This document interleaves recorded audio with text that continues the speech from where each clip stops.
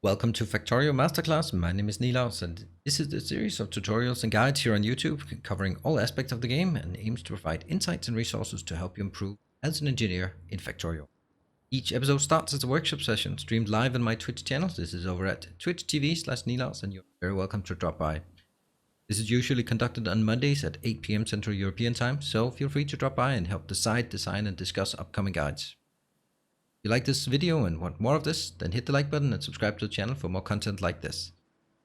Ideas, comments, and feedback, you're very welcome to leave a comment below or join the Discord server to share. This episode serves a dual purpose of showcasing a brand new feature added recently to the experimental version of Factorio, but also to provide some neat designs for rail segments and city blocks.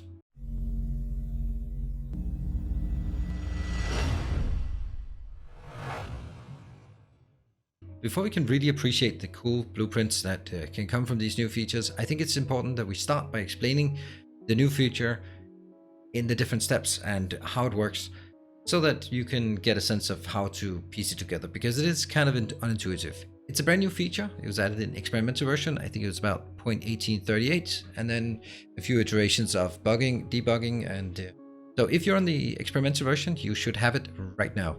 But if you don't like playing on the experimental version, then you can wait until it comes to release, which shouldn't be long. Now, the first thing we are capable of doing is actually doing blueprints from the map view. So I have taken my base here. This is my stream base over on Twitch, and it's a big base, so it's pretty convenient that we can put blueprints in from a map view. Let's go up here to our copper smelting facility. Let's go up and zoom it a bit in here. So I have all of these copper smelters here.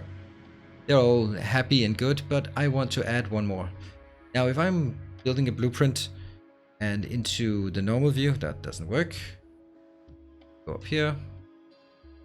If you just paste a blueprint like this, you can actually see it now on the minimap. This is on the map view. This is amazing because this blueprint is way too big for me to place normally. And if I try to place it and I get an error, well, I don't know why I'm getting the error necessarily. I can see the red ones, but if the red markers are outside of my map view, then I can't see it. But if I do it with this way, I can align. The blue means it's overlapping, and then I should be able to just click it down. And you can see it also gets a nice purple color on the minimap when there is a ghost image. You can see ghosts on the minimap, and you can blueprint from the minimap. This is absolutely amazing. No mods, no nothing, just a new feature in the experimental version. Absolutely love it. This is one of those things where now that we have it, it's very difficult to imagine a world without having it. But it can also get crazier than this. I'm probably going to break the server by going here. This is my dragon curve blueprint that I can do another video of if you like it. You can see how crazy this gets. And if I couldn't use the minimap if I couldn't use the map view, yep, I would not be able to stamp down a blueprint like this. And if I press the button now, it'll break the server. Now we're back here in our test world, and I want to show some other feature, and that's how blueprints can be tileable, which is also really convenient. So if I want to make a blueprint, I'm just going to make a basic solar panel, and don't even dare comment about it's not the right ratio. Don't really care for the purposes of this.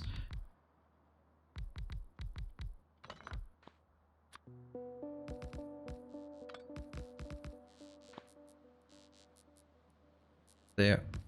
So this takes up exactly the space that one of these takes. So if I can stamp it down, I can stamp it down, which is all good. I can go to the map view and I can stamp it down again. It's great. And my robots are super fast, so we barely see it. But I'd like to be able to drag it on the map here. So what I could do is I could actually take, say, this part here, and if I open this as a blueprint, actually let me see this and hold shift while doing it, then I open the blueprint. Now you can see some other features here. Now if I do snap to grid, if I do a grid size, it says dimensions of building repetition pattern when building by dragging, 36 by 36, that is the whole thing. And I'm just gonna go create blueprint, and I need to put it somewhere. I'm gonna put it in here. Yes. So go to map view. If I'm now holding it here and I hold shift down and I hold my left mouse button down, and then I scroll it over, it snaps. And it snaps. And it snaps. Snaps. Because now the blueprint knows how big it is.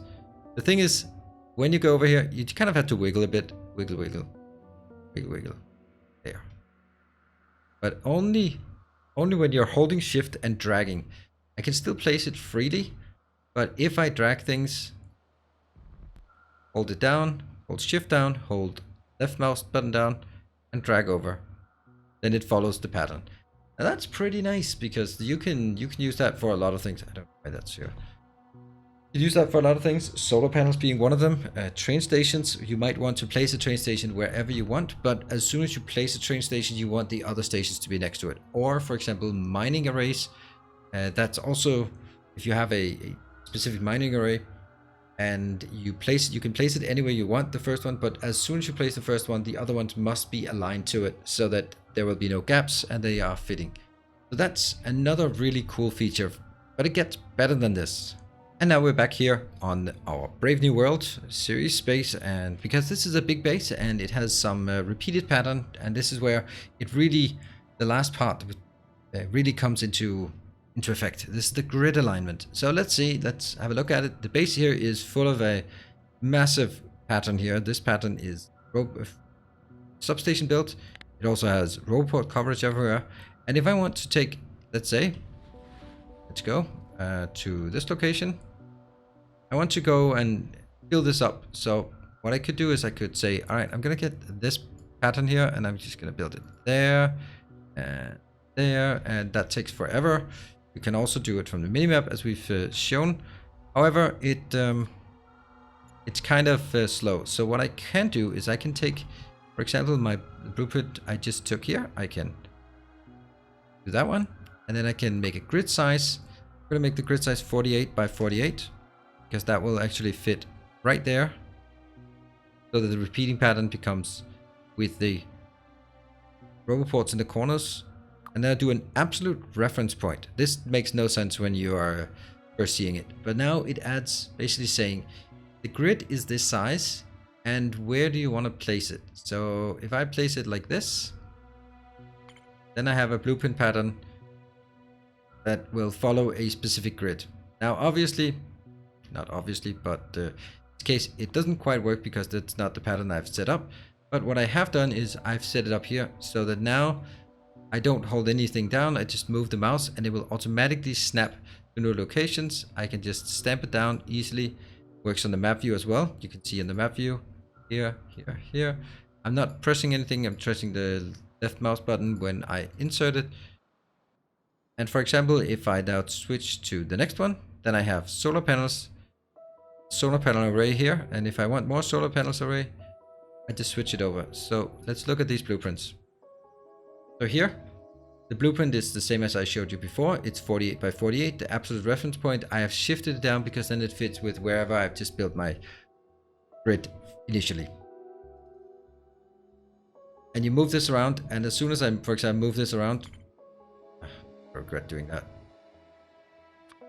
Then I go back to my blueprint, then you can see it's no longer aligned. No longer aligns with the rest of the network, and it becomes woefully unuseful. Now it does also have other applications. This is one with grid size, would be really nice, for example, with city blocks, which we're going to take a look at, and rail segments, but also, for example, for base defenses. Here, if I want to extend my base defense, I can simply just build it like this, and then if I want a corner, I can build a corner and continue it. Super easy to do, and you have to spend more time on designing the blueprint so that it's tileable, how it interacts with each other, how that it overlaps. But once you have it, it becomes extremely easy to place, to do expansions, for example, like this. You can put city blocks, you can do everything. This is an absolutely fantastic thing. So what I'm going to show you is how I'm going to revise our city block or classic city block, and also how to do some pretty cool rail segments that fit into this, and all from the design of you can build it from the map. And we're back here on our test world, and we're going to build a city block. So we now have a city block pattern, S1. So I hold shift to go in here. So I go into hold shift. I can say grid size. This will be 100 by 100. I'll do the absolute reference point. In this case, as you may have seen, I did leave a little thing in the... I started a specific point, so I know that it should be in the middle if I do this. Right, and it fits. And you can now go back onto that minimap, and you can go down, or minimap there. And that is, you would even think that this is designed for city blocks, because damn, this makes it easy to make city blocks, doesn't it? And that's where we have city blocks. So that is awesome in and of itself. And we have a bit nicer version here, which also has lights. So let's stamp those down just because we are like having our city blocks everywhere. There we go. So before we go into the rail segments, which I think are absolutely amazing. I really love how the rail segments are built here. So I think they're really cool. But before we do that, you would say, as usual, I want to take a moment to thank all the patron supporters who support the channel. It means the world to me that I can continue to do this, and I can only do that because of so many people who are gracious enough to support on Patreon. However, I also want to mention that don't feel bad if you don't want to. There's absolutely no obligation. I provide all the content for free, and I hope that a small percentage will choose to support, and that's kind of how I run the channel. And I really appreciate that it is possible to do it like that. So if you want to support, head on over to Patreon. Thank you very much for that. And let's move on to the rail segments. Now with this design, we are going to want to have some specific rails. Now, normally, I really wouldn't mind having rail segments that if I build it, I don't mind taking this out in order to, let's say, get a closer fit around this one. That would be excellent. I wouldn't mind doing this. However, if I now take this one and made it into a blueprint, grid size, and a reference point that I can hopefully place in the middle. There. And as you can see, this works great. But as soon as I want to place it somewhere else, I'm not able to because it'll collide. And one of the strengths of making from the blueprint, of blueprinting from the map, is that you don't have to go in. So I have to design something that goes around the structure that I've already created. So with that, we undo all of this horrible thing and get that one back in. That means it puts another burden on our design principle. Now the way that I would propose to do this is to start from the back. And that basically means you start with the most complicated setup, the full intersection here. Now what is this monstrosity? This is a full 4x4 intersection. Now there is a caveat here. I don't recommend using 4x4 intersections because, as you can see, there are many intersections, and trains do have a tendency to spend a lot of time waiting in an intersection like this. However, if I'm providing rail blueprints, it wouldn't be complete without having a 4x4. But be careful when using them. They have a tendency to cause congestion. Now, I'm sure that any veteran train network designer among you would be coming and going, oh, this is not optimal. You could do X, Y, and Z. And that might be true. But this one has a distinct design criteria that I want to enforce. And that is, it must be able to be upgraded from a simple turn to here. And that is a very difficult constraint. So if I take a simple turn up here, and we look at it, actually I will do, and then you can see how that works. Go to F4 with debug settings, rail, your rail signals, no, signal state, boom. Now you can see the rail signals as well here. So just giving you an idea from the map view of how many signals there actually are. These ones seem extremely random, but as we go in here, if I now wanted to do another one, that'd be fine. Yeah, so what if I build like a turn, but later on when I'm building base, I find out, you know what? It actually needs to be a T intersection. then I can actually just extend it into a T-intersection. This is one of the design criteria. This is also why it's so important for me that the lines go straight through, because this looks like a normal, beautiful, aesthetic T-intersection.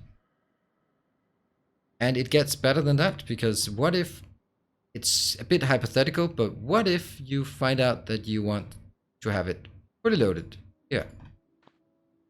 Then you can just build it like that. So then that means we can build our train network, and we can build it, our turns and our equals, and somehow I forgot to make a straight path, but I think we can manage how to do a straight path through this. And here we also have a branch. This one goes out, goes from the main line here into the sidelines. And this is kind of the design criteria for this, so that you can build as you like. Here. Build it here. And I think these blueprints are pretty damn amazing. This is great to building quickly your big network if you, and this is the big if you're using a city block design. If you're not using a city block design, that's perfectly fine. However, there is one reason why I chose this design, and that's actually because if you don't have a city block design, which I know that majority does not use city blocks, that's perfectly fine, you're still going to have to find a way to get your power poles and your roboports along with you when you're expanding, and radars as well. So if you base some chunk-based designs, then you're going to have some other issues. Those issues being, you either design it for the large power poles, which means if you build it on a large power pole network, then you have way too many roboports along your expansion path. Or you can build it bigger, but then you still have to align it towards roboports. This is basically a train design that's designed according to the size of the roboport, where you build it in blocks of 100 by 100, and it can either be a T-intersection, a turn, or a straight path that I'll be adding to the design before releasing it. So when you take the blueprint that is in the description below, then you will also get this. Now, I think that's going to be it for this episode. I think that is pretty cool. It showed you how it works, how you can blueprint from the map, how you can set a size for blueprinting, how to make the grid line blueprint, and then I provided a blueprint book for some rail segments, some city blocks, and I will also later on add solar panels so that you can build a city block of solar panels if you should feel inclined to do that. And with that, if you want to join these design sessions, because I will be going into designs of different types of rail segments without city blocks, different type of solar panel arrays, all those things, I'll do that in my workshop sessions. These are streamed on Twitch on my channel, twitch.tv/Nilaus. It's on Monday at 8 p.m. Central European time. Do drop on by. We are having such a great time with these design sessions, and you can also be part of the design as well. Most of the designs we get are always coming in with good ideas and improvement from the community. Do join there. And if you want to see more of these videos, be sure to hit the like button and subscribe to the channel if you want more videos like this. I noticed that it's less than half the viewers on the channel who are subscribed, so maybe consider to subscribe if you want to see more like this. Thank you for joining. See you next time. Until then, take care, stay effective.